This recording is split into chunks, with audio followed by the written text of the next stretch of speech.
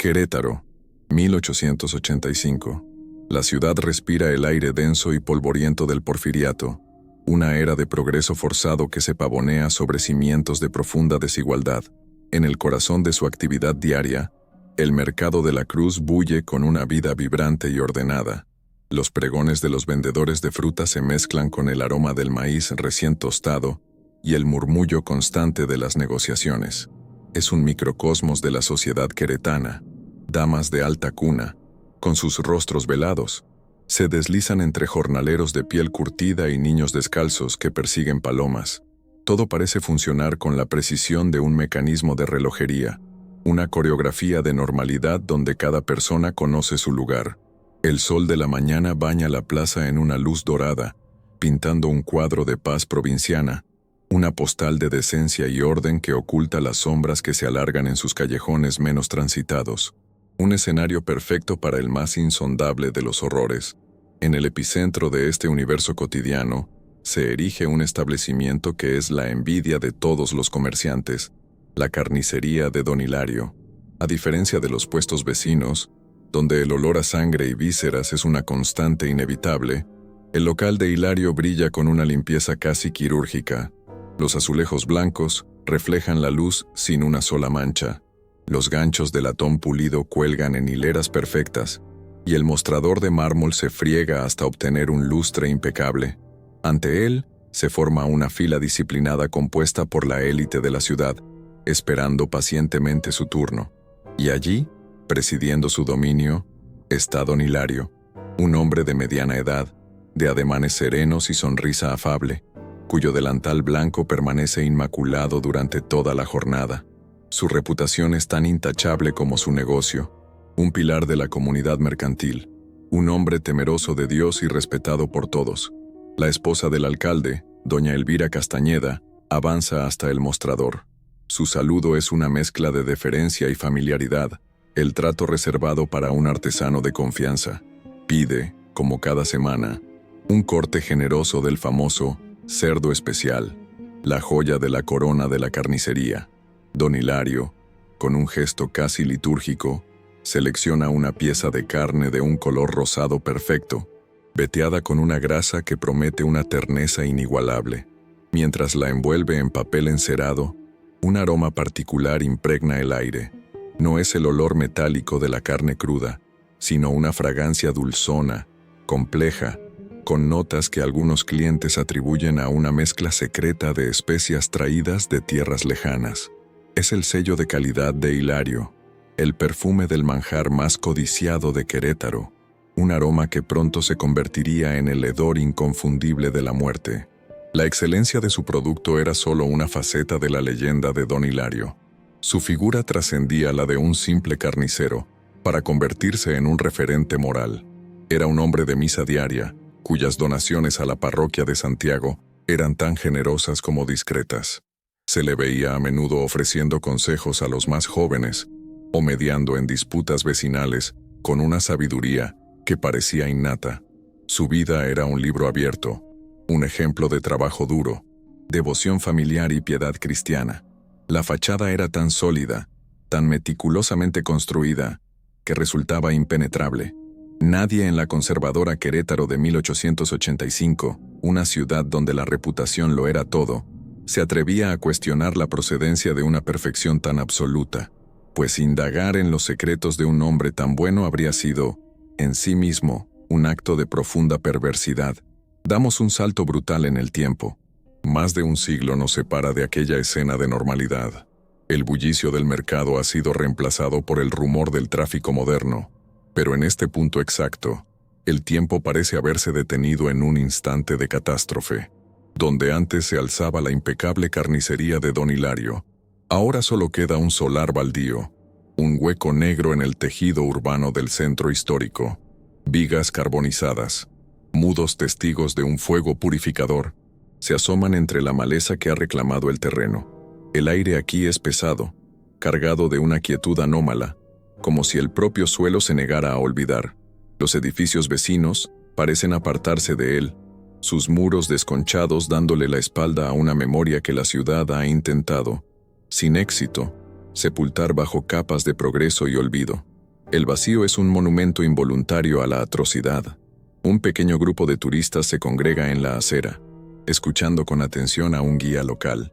Su voz, aunque proyectada para superar el ruido de la calle, adopta un tono confidencial, casi reverente. Señala las ruinas y narra la leyenda del carnicero de Querétaro. Explica que, tras el descubrimiento de sus crímenes, una turba enfurecida prendió fuego al local, decidida a borrar toda evidencia física de su existencia. Pero el mal, cuenta el guía, había echado raíces demasiado profundas. Desde entonces, el lugar está maldito. Se habla de constructores que abandonaron la obra aterrorizados por susurros nocturnos, de empresarios que se arruinaron al intentar levantar un nuevo negocio sobre estos cimientos malditos. El terreno permanece vacío, no por falta de interés, sino por un miedo colectivo que ha sobrevivido a generaciones. La leyenda de Don Hilario es un eco que se niega a extinguirse, una herida que perdura en la memoria colectiva de la ciudad. Y ya que estas crónicas oscuras tienen la capacidad de viajar a través del tiempo y el espacio, nos gustaría saber desde qué ciudad te unes a nosotros en esta investigación y la hora exacta en que este relato ha llegado hasta ti. Deja tu marca en los comentarios para que quede constancia de tu presencia en nuestros archivos. Una vez registrado tu testimonio, regresaremos a aquel Querétaro de 1885. Volveremos al momento preciso en que la fachada de piedad y decencia de Don Hilario comenzó a mostrar la primera, y casi imperceptible, grieta que acabaría por derrumbarlo todo. En la jefatura de policía de Querétaro, el aire era espeso, una mezcla del humo de cigarros baratos y el olor a papel viejo. El alguacil Mateo, recién llegado de la capital, sentía el peso de una indiferencia casi institucional. Su escritorio era un islote de orden en un mar de desidia. Ante él reposaba el informe preliminar sobre la desaparición de un jornalero llamado Pascual Rojas, un hombre sin familia ni raíces, cuya ausencia había sido notada por el capataz de una obra cercana más por la falta de un par de brazos que por genuina preocupación. Mateo leía los escasos detalles con una atención que sus colegas consideraban un desperdicio de energía. Para él, sin embargo, cada vida anónima borrada del registro de la ciudad era un hilo suelto en el tejido social, un hilo que, si se tiraba de él, podría deshacer algo mucho más grande y ornamentado. Era una anomalía que su mente, entrenada en la lógica y el procedimiento, no podía simplemente archivar y olvidar. Su superior, el comisario Robles, un hombre corpulento cuya ambición se había atrofiado hacía años, convirtiéndose en un mero deseo de tranquilidad, hojeó el informe por encima del hombro de Mateo. Con un suspiro cargado de hastío, le arrebató el papel y lo arrugó ligeramente. «Alguacil», dijo con una familiaridad condescendiente, «está usted en Querétaro, no en la Ciudad de México. Aquí los hombres como Pascual Rojas no desaparecen, simplemente se van.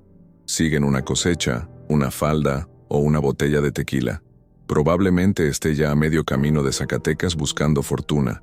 No malgaste su tiempo ni el mío en fantasmas. Tenemos problemas reales que atender, como mantener el orden durante la procesión del domingo». La frase era una orden envuelta en un consejo paternalista, una clara advertencia para que abandonara cualquier aspiración de justicia para los invisibles. El caso, para la autoridad local, estaba oficialmente cerrado. Mateo asintió con una deferencia que no sentía, recuperando el informe arrugado con un movimiento deliberado. La displicencia de Robles no le sorprendía, pero sí le reafirmaba en su propósito. Mientras el comisario se alejaba para avivar las brasas de su pipa, el joven alguacil alisó el papel sobre su escritorio, su mirada fija en el nombre, Pascual Rojas. Sentía una corriente de frustración helada recorrerle. Entendía que en la rígida jerarquía del porfiriato, la vida de un jornalero sin apellido ni conexiones valía menos que la de un caballo de pura sangre, pero su sentido del deber, una brújula moral que aún no había sido desmagnetizada por la corrupción y la apatía, le decía que algo estaba fundamentalmente mal. La facilidad con la que se aceptaba la desaparición de un ser humano era, en sí misma, una enfermedad social. Decidió en ese instante de silenciosa rebeldía que investigaría por su cuenta, lejos del escrutinio de sus superiores. El domingo siguiente, la parroquia de Santiago se llenó con la fragancia del incienso y la cera de abeja, un aroma que prometía redención y purificaba el aire de los pecados mundanos. Mateo, de pie en la parte trasera, no buscaba consuelo espiritual, sino que observaba a la congregación. Sus ojos escrutaban los rostros de la élite queretana, terratenientes, comerciantes y funcionarios públicos, todos postrados con una devoción impecable. Era un teatro de piedad perfectamente coreografiado, y entonces lo vio, en la primera fila, arrodillado con una rectitud que rozaba lo ascético, estaba don Hilario. Su semblante era la encarnación de la contrición, sus labios moviéndose en una letanía silenciosa, sus ojos cerrados con una concentración que parecía capaz de conectar directamente con lo divino. La imagen era tan poderosa, tan genuina, que por un momento Mateo sintió una punzada de culpa por sus crecientes sospechas. La devoción de Hilario era una obra maestra de la interpretación o, lo que era más perturbador, una manifestación sincera de una fe que convivía con una oscuridad insondable. Mateo observó cómo el carnicero recibía la comunión, su rostro transformado por una expresión de éxtasis sagrado. Era un pilar de la comunidad, un hombre cuya reputación era tan inmaculada como el delantal que vestía en su negocio. Su generosidad con la iglesia era legendaria, sus actos de caridad, discretos pero constantes.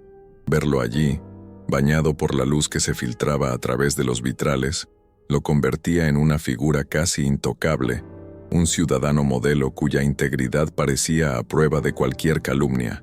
El alguacil sintió que sus pesquisas chocaban contra un muro de respetabilidad, una fortaleza construida con los ladrillos de la apariencia y el cemento de la devoción pública. Era una fachada perfecta, casi demasiado perfecta. Al salir de la iglesia, mientras el sol del mediodía golpeaba las baldosas de la plaza, una figura harapienta se interpuso en su camino. Era un mendigo conocido en la zona, un hombre llamado Elías, cuyo rostro era un mapa de años de alcohol y desdicha. Apestaba a pulque y a un miedo rancio que parecía emanar de sus propios poros. Se aferró al brazo de Mateo con una fuerza inesperada, sus ojos inyectados en sangre buscando los del alguacil con una urgencia desesperada. «Usted es el nuevo, el que hace preguntas», susurró con voz ronca, mirando a su alrededor como si temiera ser escuchado por las propias paredes de los edificios. La gente pasaba a su lado, apartándose con muecas de asco, ignorando la escena como si se tratara de un estorbo más en su camino hacia el almuerzo dominical.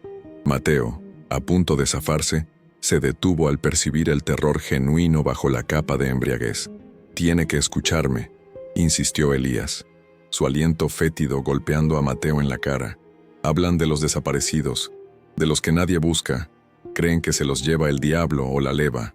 Hizo una pausa, tragando saliva con dificultad.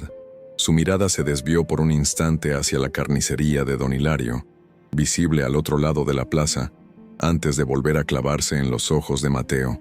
Se inclinó, como si fuera a compartir el más oscuro de los secretos, y su susurro fue apenas audible por encima del murmullo de la plaza.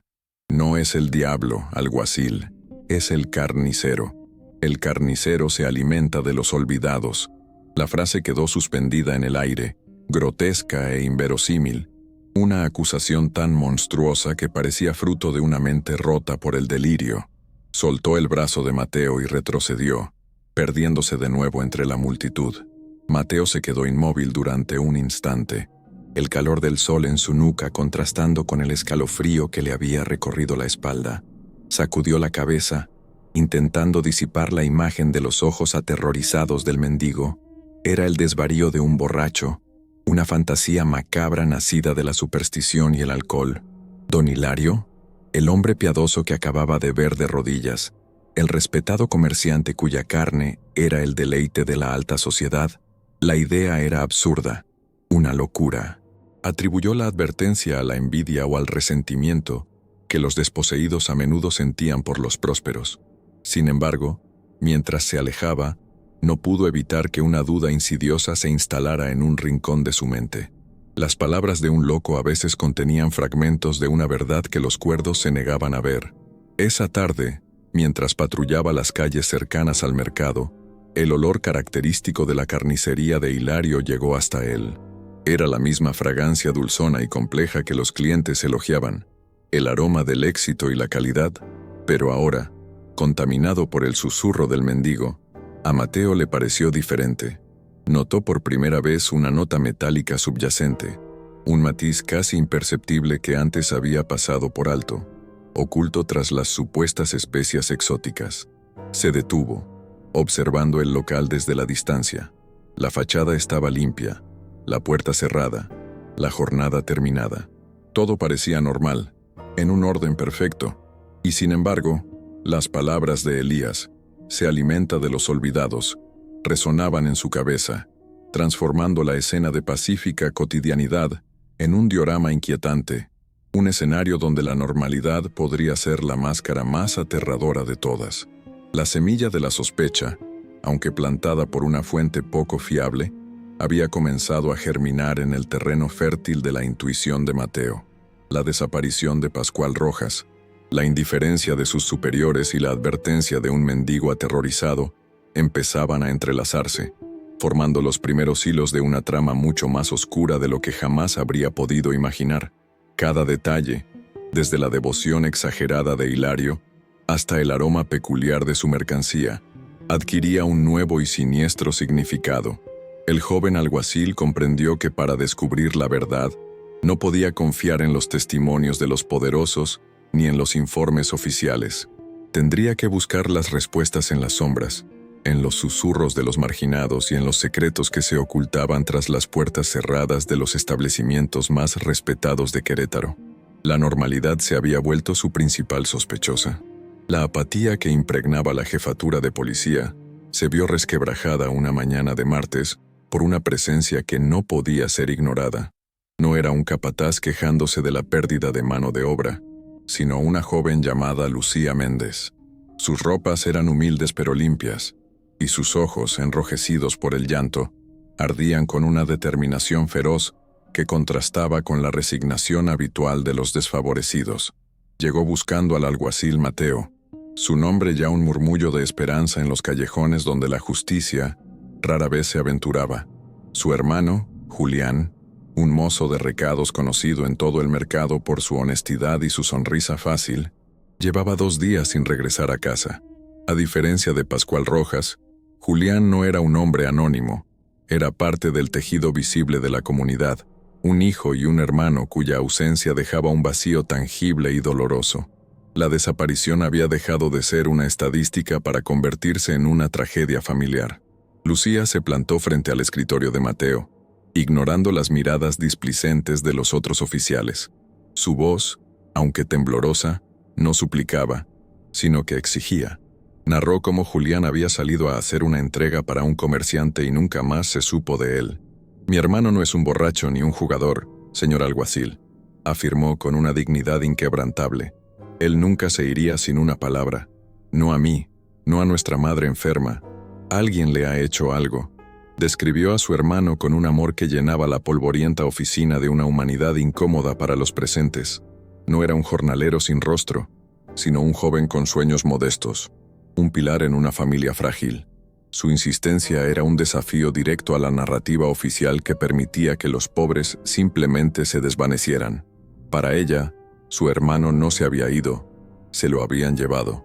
Con las manos temblorosas, extrajo de su bolso un escapulario de plata idéntico al que llevaba su hermano. «Nuestra madre nos los dio antes de morir», explicó, su voz quebrándose por primera vez. «Juramos no quitárnoslos jamás». Julián lo llevaba siempre bajo la camisa. Es pequeño, de plata vieja, con la imagen de la Virgen de los Dolores en un lado y el Sagrado Corazón en el otro. Le entregó el objeto a Mateo. El metal, calentado por su mano, se sentía pesado, cargado de un significado que trascendía su valor material. Era una prueba de identidad, un ancla familiar, un símbolo de una promesa que, según Lucía, su hermano jamás habría roto voluntariamente. La descripción era tan precisa, tan cargada de emoción, que se grabó a fuego en la mente del alguacil, convirtiendo un simple objeto religioso en la pieza clave de un rompecabezas que apenas comenzaba a formarse. El testimonio de Lucía fue la chispa que necesitaba la latente hoguera de sospechas de Mateo. La historia del mendigo Elías ya no parecía un delirio etílico, sino una advertencia profética. La desaparición de Julián, un joven con profundos lazos comunitarios, contradecía la cómoda teoría del comisario Robles sobre jornaleros que partían en busca de fortuna. Mateo miró a la joven, vio el reflejo de su propia frustración en sus ojos y sintió el peso de una responsabilidad ineludible. Le prometió que haría todo lo posible, una promesa que sabía que tendría que cumplir en secreto, navegando las aguas turbias de la indiferencia de sus superiores y la impenetrable respetabilidad de su principal sospechoso. El caso de Julián Méndez le proporcionaba, por fin, una razón legítima y personal para enfocar su investigación en la dirección que su instinto le había estado señalando desde el principio. Esa noche, la ciudad de Querétaro se transformó bajo el manto de la oscuridad. Las fachadas de cantera rosa, tan cálidas bajo el sol, adquirían una palidez fantasmal a la luz de la luna. Mateo caminaba por las calles empedradas. El eco de sus botas era el único sonido que rompía el silencio opresivo. Su mente era un torbellino de conexiones, un jornalero anónimo, un joven devoto, un mendigo aterrorizado y un carnicero piadoso. Las piezas no encajaban, pero orbitaban todas alrededor de un mismo y ominoso centro de gravedad, la carnicería de Don Hilario. Se sentía como si estuviera siguiendo un rastro invisible, una estela de maldad que flotaba justo por debajo del umbral de la percepción ordinaria. La normalidad diurna de la ciudad se había convertido en una máscara que ocultaba un rostro de indecible perversión. Sus pasos, casi por voluntad propia, lo llevaron a las inmediaciones del mercado de la Cruz. El bullicio y los olores vibrantes del día habían sido reemplazados por una quietud sepulcral. La carnicería de Don Hilario, con sus puertas y ventanas firmemente cerradas, parecía una tumba sellada. Era una fortaleza de limpieza y orden que, en la negrura de la noche, proyectaba una sombra antinaturalmente larga y densa. Mateo se detuvo en el callejón trasero, un pasaje estrecho y maloliente que servía como la arteria de servicio para los locales del mercado. El aire aquí era más denso, más pesado, y fue entonces cuando lo percibió con una claridad nauseabunda. El olor, aquella fragancia dulzona y metálica, el sello distintivo de la carne de Hilario, emanaba de aquel lugar con una intensidad sofocante. No era el olor de un negocio, sino el hedor de un secreto putrefacto. Se aferraba al aire, espeso y empalagoso, una mezcla profana de matadero y perfumería barata. La fragancia que durante el día era elogiada como el aroma del manjar más exquisito, por la noche revelaba su verdadera naturaleza, un perfume concebido para enmascarar algo abominable. Siguiendo la fuente del olor, Mateo se acercó a un desagüe de piedra situado justo debajo de una pequeña ventana del almacén de la carnicería. El hedor brotaba de la rejilla de hierro, como un aliento fétido que surgía de las entrañas de la tierra. Era un olor que no solo se percibía con la nariz, sino que parecía adherirse a la piel y a la parte posterior de la garganta, una contaminación sensorial que insinuaba una corrupción mucho más profunda. Fue entonces, a la escasa luz de un farol lejano que se filtraba en el callejón, cuando sus ojos captaron un débil destello sobre el fango que rodeaba el desagüe, un pequeño punto de luz plateada que se negaba a ser engullido por la suciedad. Se agachó, con el corazón martilleándole en el pecho, y extendió la mano con cautela. Sus dedos rozaron el objeto, frío y metálico. Lo levantó, limpiando el barro con el pulgar. La luz reveló la inconfundible imagen de la Virgen de los Dolores, grabada en una pequeña placa de plata vieja. Le dio la vuelta. En el reverso, el Sagrado Corazón era el escapulario de Julián Méndez. No había duda posible.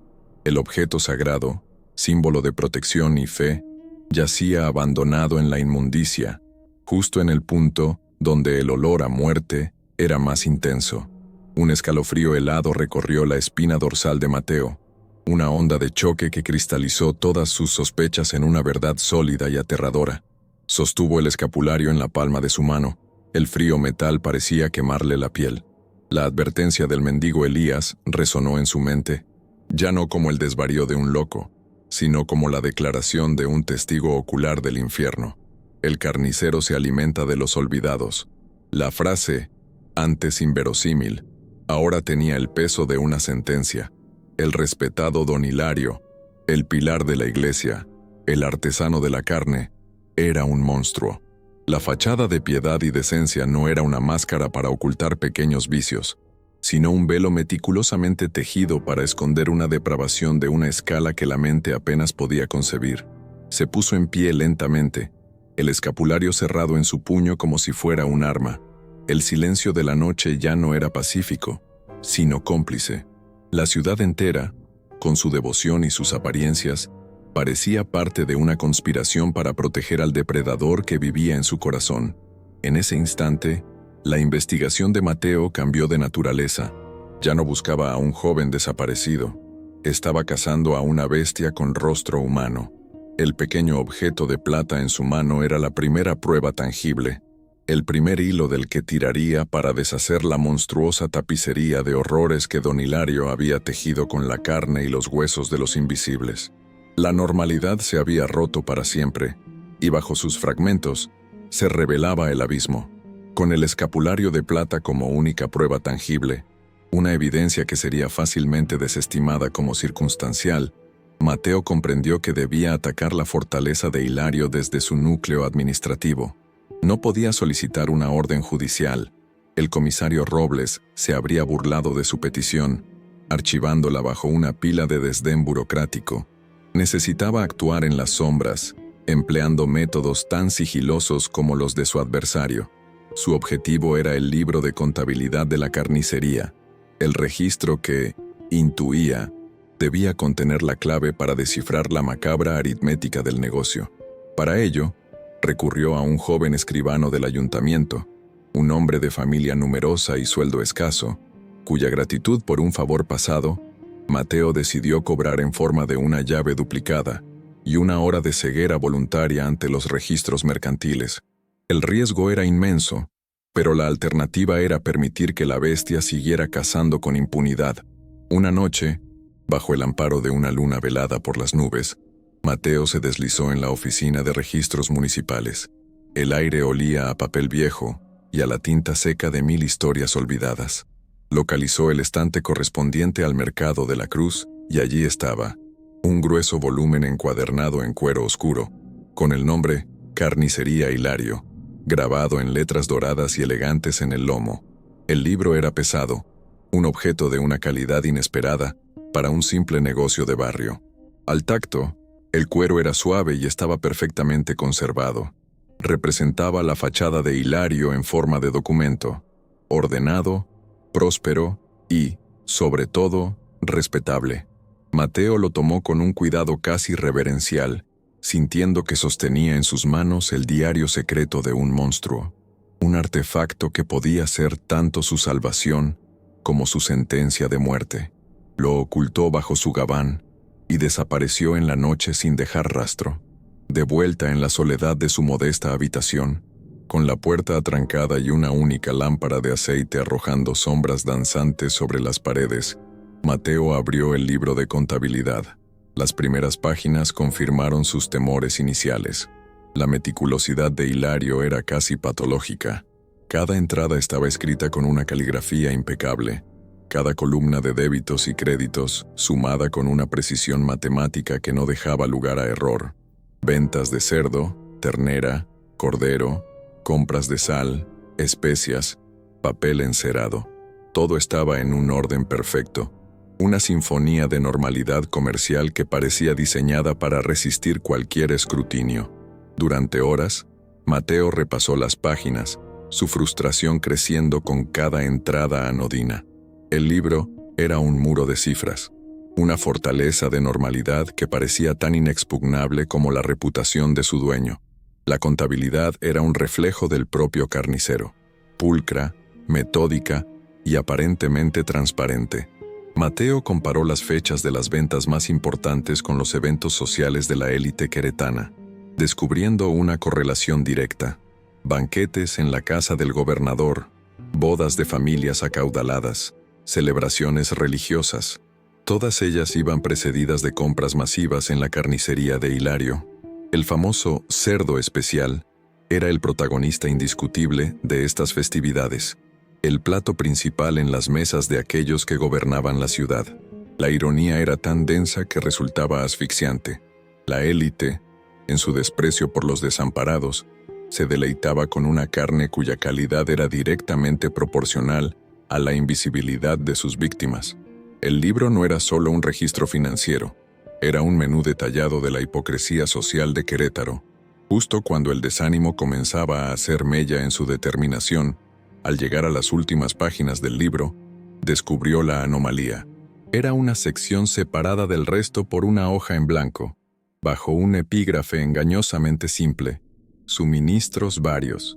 Aquí, la caligrafía seguía siendo precisa, pero el contenido era deliberadamente ambiguo.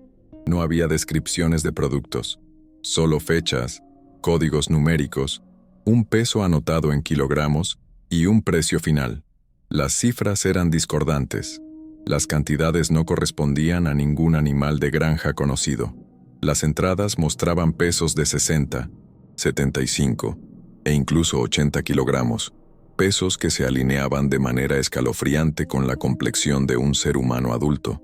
El corazón de Mateo comenzó a latir con una fuerza violenta contra sus costillas, un tambor que anunciaba el descubrimiento de un horror codificado.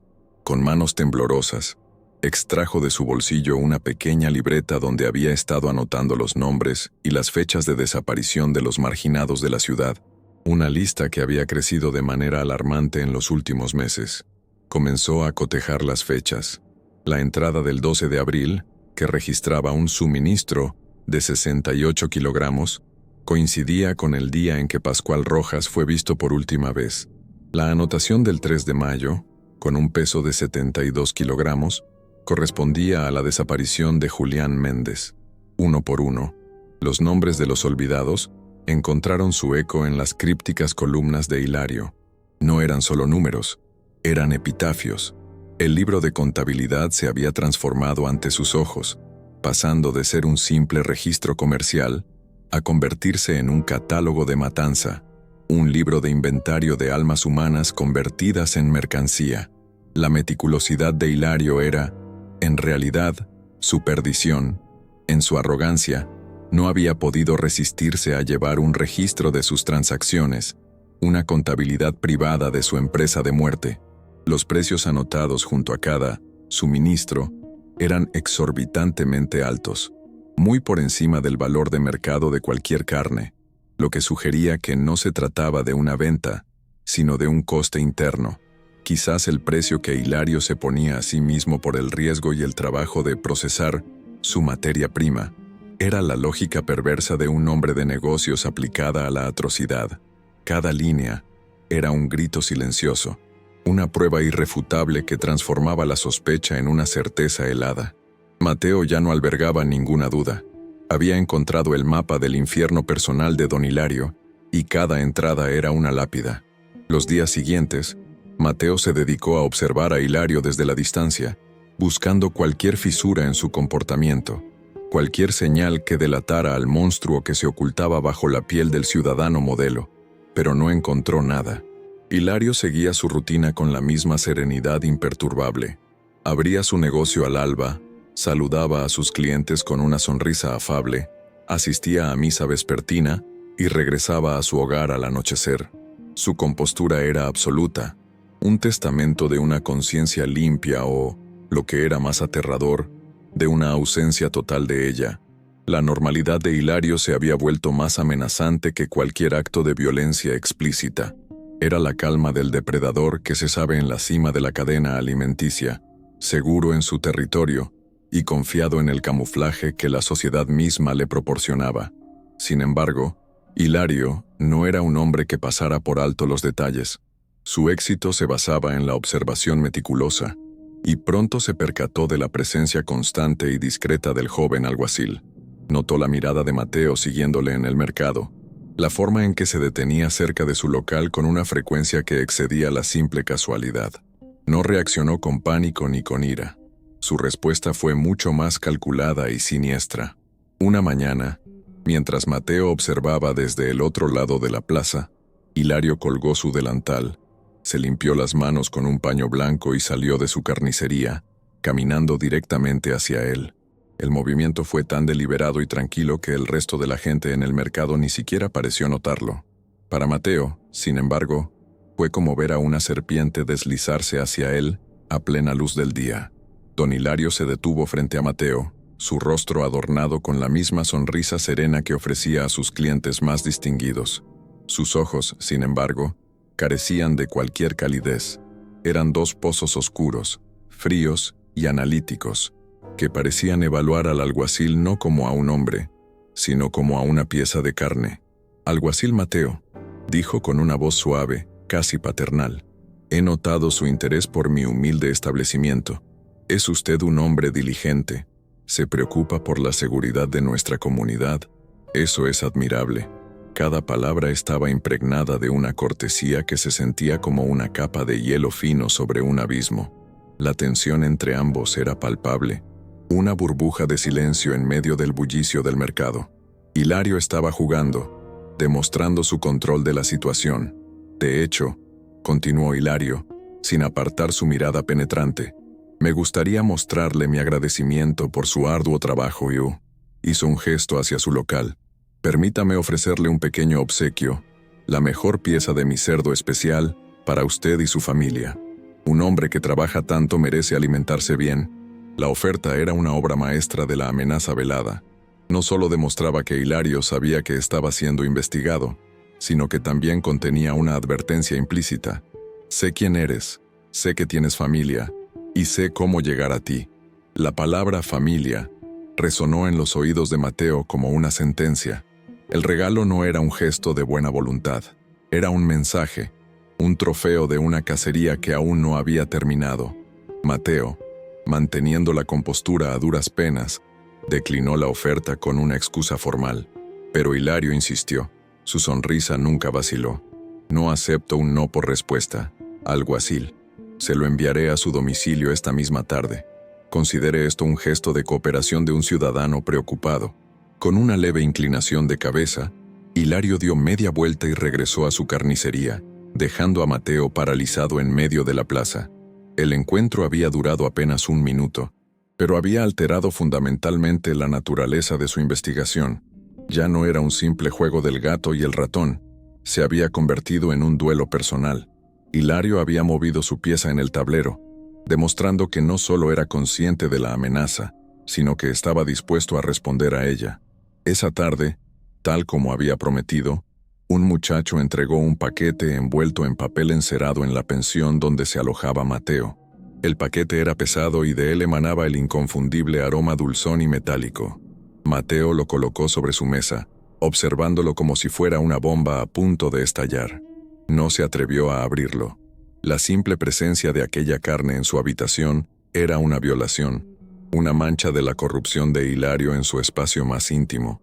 Era un recordatorio tangible de lo que estaba en juego, un pedazo de horror anónimo que podría haber sido parte de cualquier de los nombres de su lista. La amenaza ya no era una abstracción, tenía peso, textura y un olor nauseabundo. El gesto de Hilario, lejos de intimidarlo, solidificó la resolución de Mateo.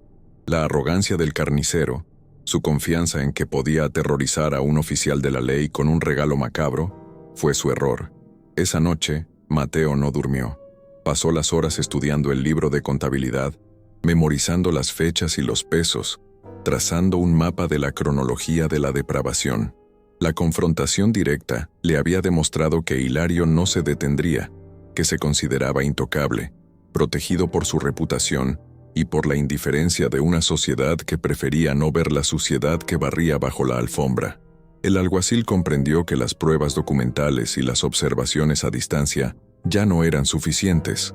Para atrapar a un monstruo de esa magnitud, tendría que entrar en su guarida. La carnicería, aquel templo de la pulcritud y el orden, guardaba la respuesta final. El libro de contabilidad era el qué el cómo y el cuándo, pero el por qué y la prueba física definitiva solo podían encontrarse tras sus puertas cerradas. El miedo era una corriente helada en sus venas, pero la imagen del escapulario de Julián Méndez y el recuerdo de la mirada desesperada de su hermana ardían con más fuerza. Sabía que Hilario estaría esperándole, que el enfrentamiento era inevitable. La investigación había llegado a su fin. Era el momento de la incursión. La decisión fue tomada al amanecer, mientras los primeros rayos de sol teñían de rosa la cantera de las iglesias. Mateo miró por última vez el paquete de carne que reposaba sobre su mesa, un símbolo grotesco de su adversario.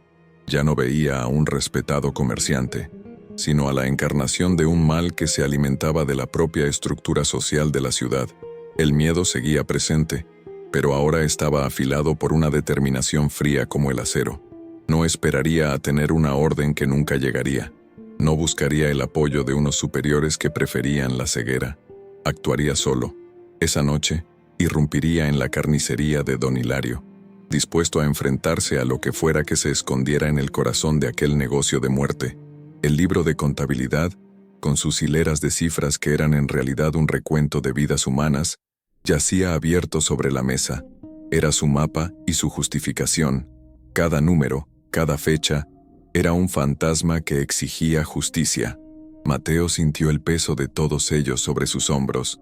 No era solo el alguacil que buscaba a un joven desaparecido, era el depositario de los secretos de los muertos, el único que podía dar voz a su silencio. La fachada de piedad y decencia de don Hilario se había desmoronado en su mente, revelando el matadero que había debajo. Ahora solo quedaba una cosa por hacer: derribar los muros físicos que ocultaban la verdad al resto del mundo. El sol se alzó completamente sobre Querétaro, bañando la ciudad en una luz dorada que prometía un nuevo día de orden y normalidad. Para Mateo, sin embargo, esa luz era una mentira. Sabía la oscuridad que se agitaba bajo la superficie, el hedor a muerte enmascarado por el incienso de las iglesias y el aroma del pan recién hecho. El día transcurriría en una tensa espera, un preludio silencioso a la confrontación que definiría no solo su destino, sino el de toda la ciudad. La investigación había terminado, la caza estaba a punto de comenzar, y el escenario final sería aquel local impecable en el corazón del mercado, un lugar que pronto se revelaría no como una carnicería, sino como el mismísimo vestíbulo del infierno. La noche cayó sobre Querétaro como un sudario, densa y sin estrellas. Mateo se movió entre las sombras, el corazón martilleándole contra las costillas con un ritmo febril que contrastaba con la calculada frialdad de sus movimientos. La cerradura de la puerta trasera de la carnicería se dio con un chasquido metálico casi inaudible, un sonido que pareció resonar en el silencio absoluto del callejón. Al entrar, el aire se sintió extrañamente estancado, inmóvil. La pulcritud del local, bajo la escasa luz de la luna que se filtraba por la ventana, adquiría una cualidad estéril, antinatural. Los ganchos de latón brillaban como instrumentos quirúrgicos recién pulidos, y el mostrador de mármol parecía una losa de altar preparada para un sacrificio. La normalidad del lugar era, en sí misma, la más perfecta de las profanaciones, una puesta en escena meticulosa para ocultar un abismo de podredumbre. El olor dulzón y metálico era más intenso aquí dentro, impregnando cada superficie, cada partícula de aire. Ya no era una fragancia exótica, sino el hedor empalagoso de la descomposición enmascarada. Mateo avanzó con cautela hacia el almacén, el espacio donde Hilario guardaba sus suministros. El suelo de baldosas, fregado hasta el exceso, reflejaba su silueta como un espejo oscuro. Aquí, la temperatura descendía varios grados, un frío húmedo que parecía emanar de las propias paredes de piedra. El alguacil sentía los ojos de los desaparecidos sobre él, sus silencios presionando desde todos los rincones de la habitación. Recorrió el perímetro con su lámpara de aceite, buscando cualquier irregularidad, cualquier costura en la impecable fachada del carnicero. Su instinto le gritaba que la verdad no estaba a la vista, sino enterrada bajo capas de orden y limpieza. Sus botas se detuvieron sobre una gran alfombra de yute tejida a mano, colocada en el centro del almacén. Parecía fuera de lugar, un elemento casi doméstico en un entorno tan funcional, una anomalía. Se arrodilló y, con un esfuerzo contenido, levantó una de las esquinas. Debajo, la perfecta simetría de las baldosas se veía interrumpida por el contorno de un anillo de hierro oxidado, incrustado en una losa de madera oscura que se camuflaba con el suelo. Era una trampilla. El corazón de Mateo dio un vuelco, una mezcla de terror y validación. Había encontrado la puerta al infierno personal de Hilario. Tiró del anillo con todas sus fuerzas. La madera, hinchada por la humedad, protestó con un gemido agudo antes de ceder, revelando una escalera de piedra que descendía hacia una oscuridad absoluta y maloliente. El hedor que ascendió desde la abertura fue una agresión física, una ola nauseabunda y espesa que le hizo retroceder. Era el olor de la carnicería, pero destilado a su esencia más pura y abominable: sangre vieja, grasa rancia y un dulzor químico que recordaba a la cal viva. Era el aliento de la muerte misma, tomando una profunda bocanada del aire menos contaminado del almacén. Mateo comenzó el descenso, su lámpara proyectando sombras grotescas que danzaban sobre las paredes húmedas. Cada escalón de piedra era resbaladizo, cubierto por una fina capa de una sustancia grasienta y oscura. El silencio fue reemplazado por el goteo constante de agua en algún lugar cercano, un metrónomo que marcaba el tiempo en aquel sótano olvidado por Dios. El frío se intensificó, un frío de tumba que calaba hasta los huesos. Al llegar al final de la escalera, levantó la lámpara. La luz arrancó de la oscuridad una escena que desafiaba toda cordura.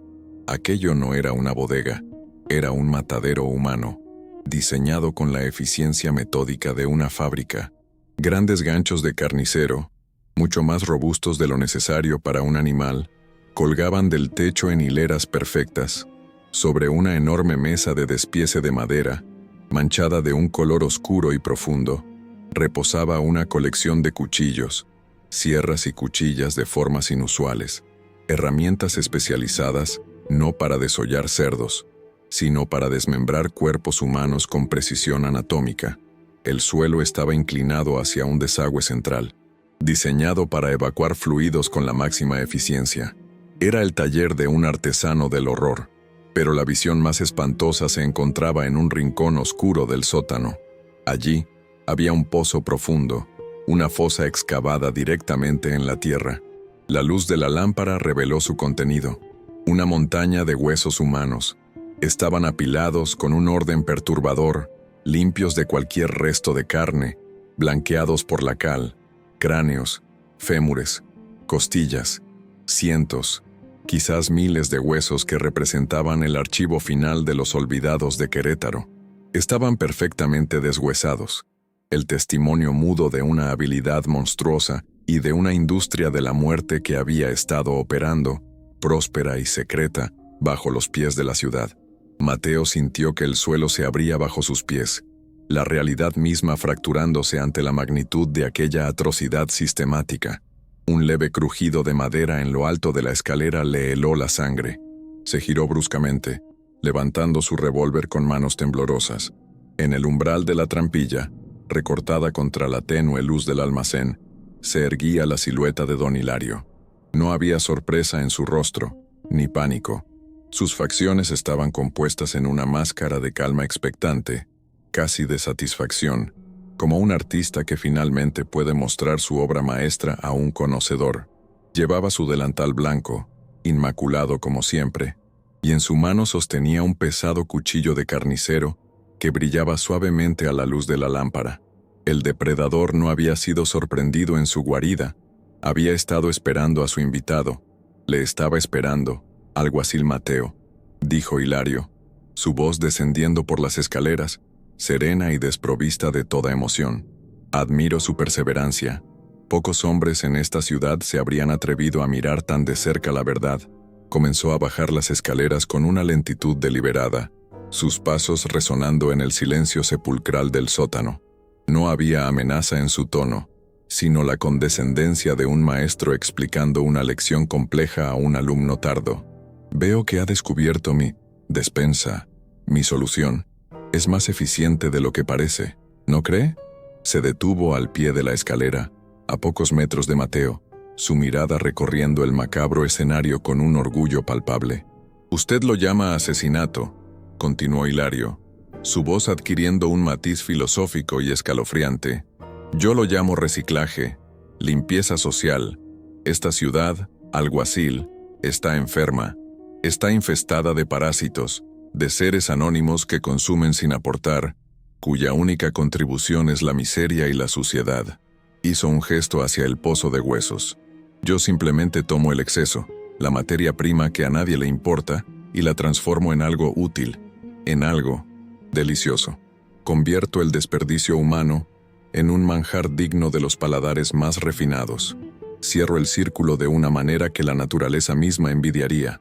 Su lógica era impecable en su perversión, la racionalización de un monstruo que se veía a sí mismo como un reformador. La confesión fluyó de sus labios sin coacción, un torrente de orgullo y resentimiento de clase, y la justicia poética, alguacil, es la especia más exquisita de todas. Una sonrisa fina y cruel se dibujó en su rostro.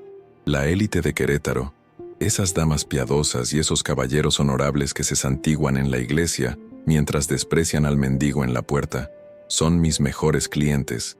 Se deleitan, alaban la ternura de la carne. Sin saberlo, se alimentan de los mismos a los que ignoran, consumen literalmente la carne de los pobres que abandonan a su suerte.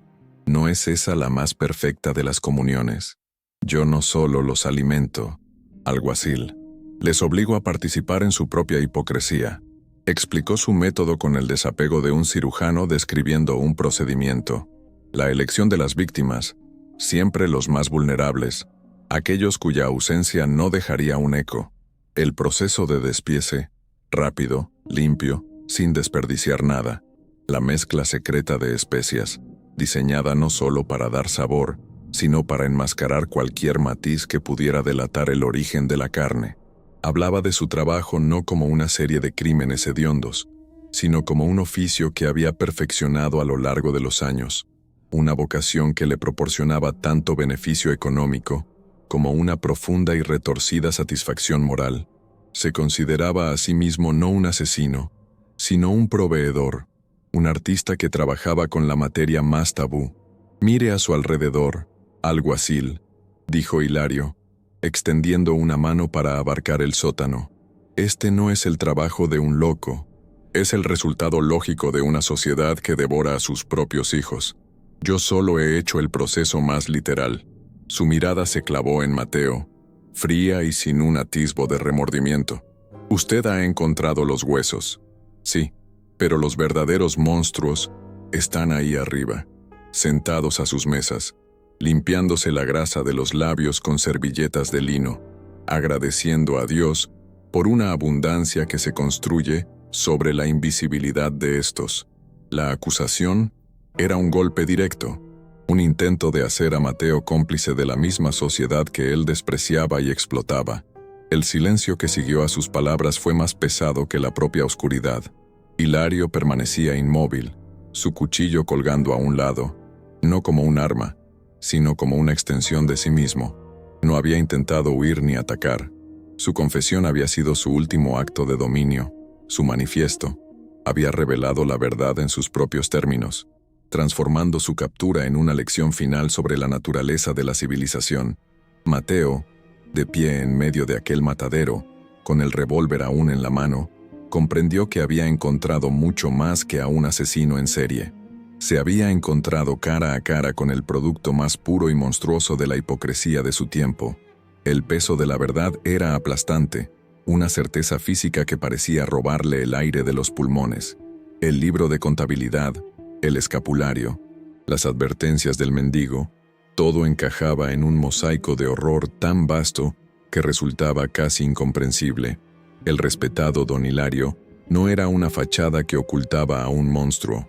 El monstruo y el hombre eran una sola entidad, perfectamente integrada, que había encontrado la manera de prosperar a plena vista. La investigación había concluido, no con un forcejeo o una persecución, sino con una confesión tranquila en el corazón mismo del mal. Ahora solo quedaba la tarea de arrastrar aquella abominación a la luz, sabiendo que su revelación No solo destruiría a un hombre, sino que también envenenaría el alma de toda una ciudad. La detención de don Hilario al alba no fue un acto discreto. Cuando el alguacil Mateo emergió del sótano, arrastrando a un carnicero cuyo delantal inmaculado parecía la más obscena de las blasfemias, la noticia se propagó por Querétaro con la velocidad de una plaga. El escándalo no solo sacudió los cimientos de la ciudad, los pulverizó. La revelación de que la carne más celebrada, el manjar que había adornado las mesas de bautizos, bodas y fiestas patronales, procedía de los cuerpos de los desamparados, fue una verdad demasiado monstruosa para ser asimilada. La sociedad queretana, tan orgullosa de su piedad y su orden, se vio obligada a mirarse en un espejo que le devolvía el reflejo de un festín caníbal. El horror no era que un monstruo viviera entre ellos, sino que ellos mismos lo habían alimentado, elogiado y, en última instancia, consumido. La revelación fue un veneno que se infiltró en cada hogar, transformando los recuerdos de celebraciones felices en escenas de una profanación grotesca. El juicio fue el evento más infame en la historia de la región, un teatro del horror que atrajo a multitudes mórbidas. Don Hilario, impasible en el banquillo de los acusados, nunca mostró un atisbo de remordimiento. Su confesión, repetida ante el tribunal con una calma escalofriante, no fue una petición de perdón, sino un manifiesto, una acusación directa a la sociedad que lo juzgaba. Detalló su proceso con la precisión de un artesano, explicando su lógica de reciclaje social y la justicia poética de alimentar a los ricos con la carne de los pobres que despreciaban. Cada palabra era un golpe al orgullo de la élite de Querétaro, cuyas familias más prominentes fueron llamadas a testificar.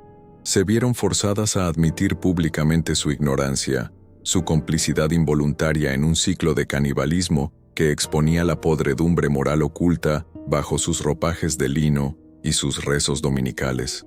El juicio no condenó solo a un hombre, condenó a toda una estructura social. La reacción de la ciudad fue una explosión de violencia purificadora.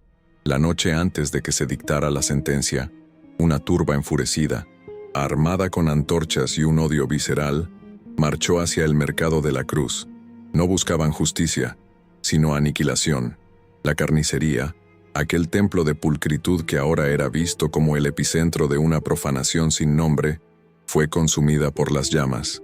El fuego, avivado por el resentimiento y el horror colectivo, se elevó hacia el cielo nocturno como una pira funeraria. El olor a madera quemada se mezcló con el hedor dulzón que aún emanaba de los cimientos, creando una fragancia infernal que se extendió por toda la ciudad.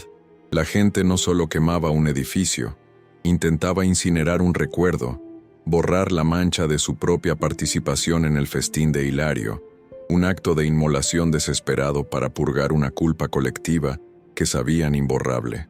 Tras el incendio, en el corazón del bullicioso mercado, solo quedó un solar baldío, un hueco negro y carbonizado en el tejido de la ciudad. Las vigas ennegrecidas se alzaban como las costillas de un esqueleto, mudos testigos de la atrocidad y la furia que la había sucedido. El terreno se convirtió en un estigma, un lugar que los ciudadanos evitaban, rodeándolo como si el mal que allí había anidado hubiera contaminado la propia tierra. El silencio que se instaló sobre las ruinas era antinatural, un vacío que absorbía el ruido del mercado circundante. Se convirtió en un monumento involuntario, un recordatorio perpetuo del horror que puede florecer detrás de la fachada más respetable. La ausencia del edificio era más poderosa que su presencia.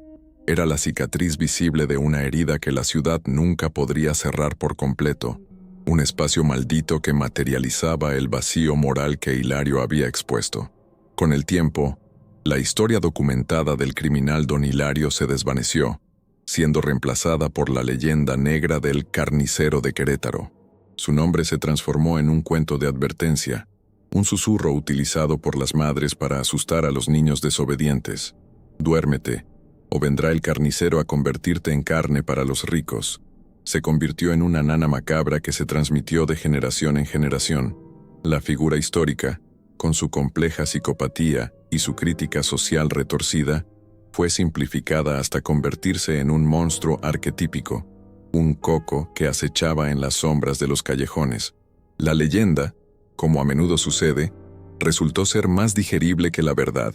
Era más fácil creer en un demonio sobrenatural que aceptar la realidad de un hombre común, cuya monstruosidad fue cultivada y permitida por la indiferencia de la propia comunidad.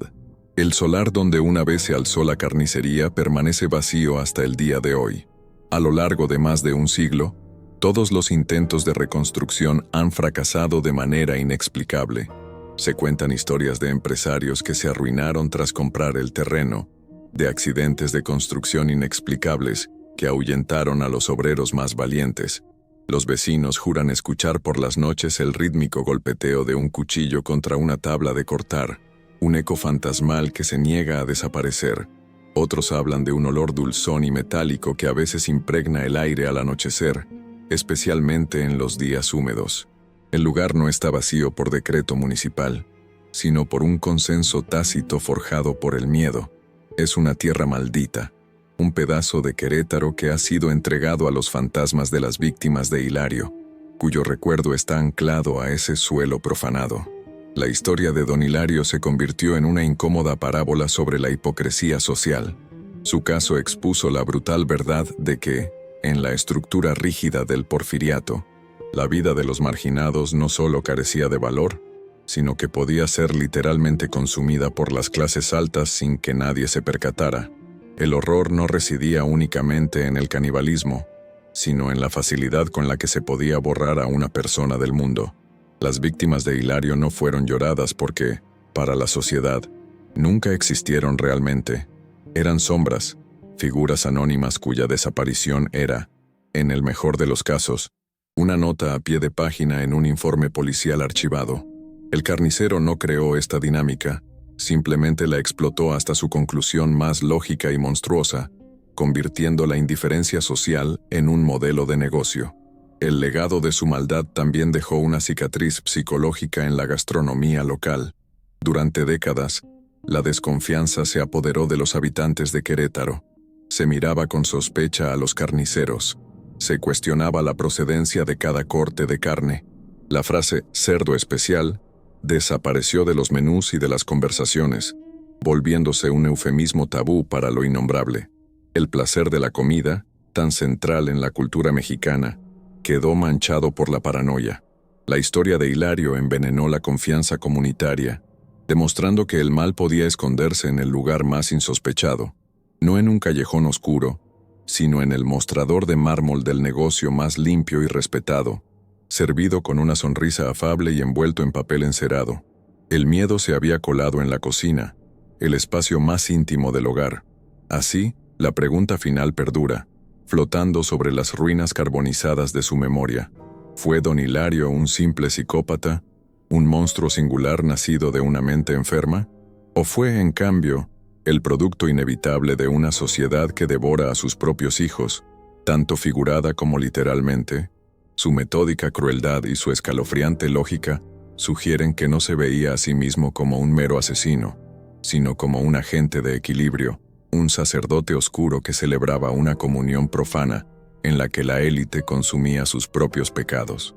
Quizás el verdadero horror no es que existiera un hombre como Hilario, sino que la sociedad en la que vivía le proporcionó el anonimato, la materia prima y, a lo que es más aterrador, la clientela para su abominable empresa.